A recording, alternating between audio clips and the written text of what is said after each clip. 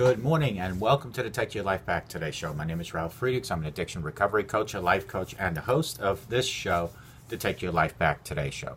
Folks, I recently found out that a person that I know sent out a New Year's email to people at his job, and they gave him a verbal write-up because he used the word God, I think, 4 times in the email.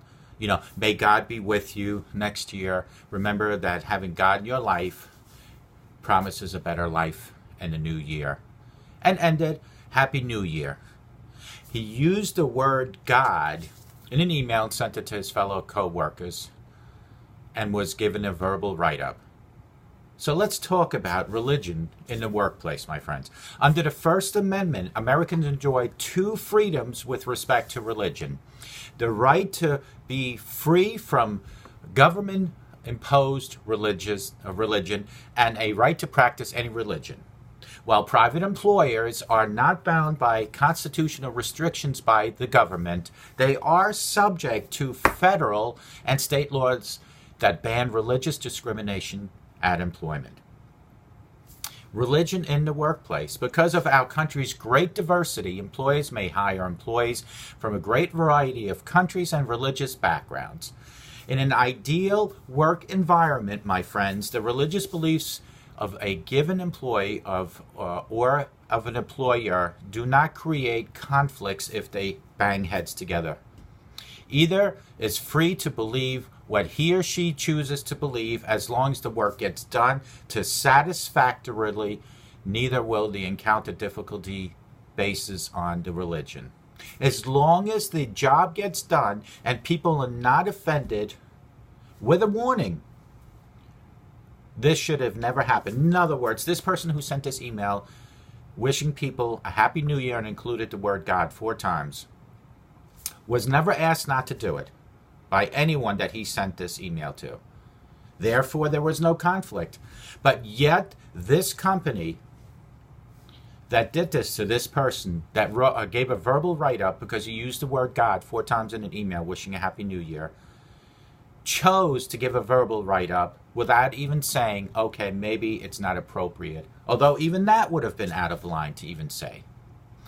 Religion, employment, and anti-discrimination laws throughout the U.S. The First Amendment establishes certain boundaries in terms of government establishing religion and individuals' right to free exercise of chosen religion. In a private sector, the matter of religion is governed by the state and federal civil laws are different. The primary statute in the area is Title VII of the Civil Rights Act of 1964, my friends. Title VII prohibits private employees from discriminating on several bases, including race, color, religion, sex, or national origin. Various state laws also prevent this discrimination. Desperate treatment discrimination. Desperate treatment is an overt form of discrimination involving unequal treatment on the basis of an employee's religion. An employee with a policy of refusing to hire or even promote, or only hiring and promoting members of the particular religion would commit this form of discrimination. Some employees whose business purpose is religious in nature may be permitted to require certain employees to adhere to particular faith. Disparate impact discrimination. A more subtle form of discrimination arises through the disparate impact. An employee discriminating in this way has no express policy for treating one or more religious groups unequally. Instead, a policy that makes no mention of particular religion still functions to discriminate by affecting certain religious beliefs.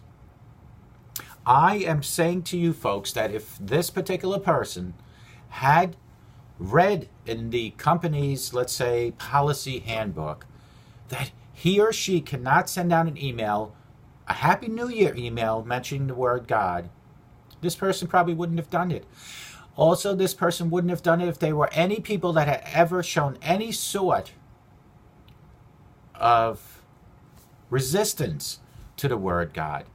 This particular person was never asked not to write or speak of God. This particular person was never warned not to do this. This particular person did what he thought by sending out an email to fellow workers wishing them a Happy New Year on New Year's Eve was the right thing to do to wish everybody to jumpstart a new year. And because he used the word God 4 times, this particular person by this particular company was verbally written up. Now you tell me, do you work for a company like that? Not even a chat. It was just a verbal warning saying it is not allowed. It's offensive. Well, I can understand that it could be offensive to people that don't want to hear it, but this particular person was never even aware of this. Duty to accommodate employees' religion is required. While employees have a duty to accommodate religious beliefs of their employees, the employer does have some leeway in how it conducts its business. Had this been in the handbook or in their policy saying at no time can a company email be used to send an email out wishing everybody to walk with God in the future. But in their policy, my friend said that it does state not to be abusive on emails, not to threaten, to discriminate, to sexually harass, but it never mentions anything about religion. So I told my friend, what you need to do is to get a free initial case review with a local attorney. Federal and state law requires that employees not be treated unfairly on the basis of their religion. And this is truly an example of being treated unfairly because of their religion. If you're a person, just like my friend, that may be a victim of religious discrimination at the workplace, a professional can help determine your rights and the best way to proceed to prevent this from happening to someone else. Contact your local attorney for a free initial case review and discuss how they can help you protect you of your religious freedom. Folks, think about this. What if this person sent an email from their own personal email to the same identical recipients with the same identical Happy New Year wish? What would the company do? How could the company react to that?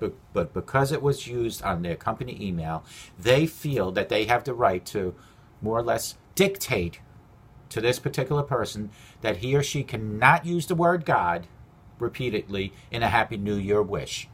Call me at 844-405-HELP. Together we can help each other take our lives back.